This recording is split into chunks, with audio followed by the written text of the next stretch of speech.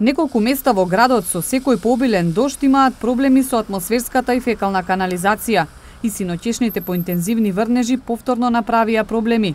Околу кружниот тек во близина на Зелениот пазар, улицата е речиси поплавена. Граѓаните се жалат дека излевањето на фекалните води во време на дождови е проблем кој трае со години, а надлежните досега немаат преземено посериозни мерки за негово решавање. Не само овде, цел град е тако, цел град. Па треба градоначалничка да види, да прошета, не во кола, пешки, па да види како е. И ако проаѓаш овде негде и тој што вози, он ќе пројде со брзина, ќе ти направи лом. Па нормално дека е заразно. И треба нешто да се превземе. Вака не може. Срамота. Центар на град е, така. Не е уред, треба да се интервенираме. Ужас. Канализацијата не работи како треба. Све, ѓубришта низ градов, најлош град, што да ви кажам, немам збор.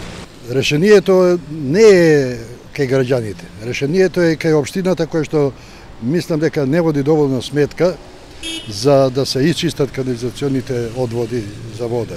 Синоќа по широкото Тетовско подрачје беше зафатено од пообилни врнежи од дожд. Од Центарот за управување со кризи информираат дека нема пријавено поголеми штети, а засега стабилна е состојбата и со водостојот на речните корита во регионот. Метеоролозите пак од утре најавуваат разведрување и повисоки температури.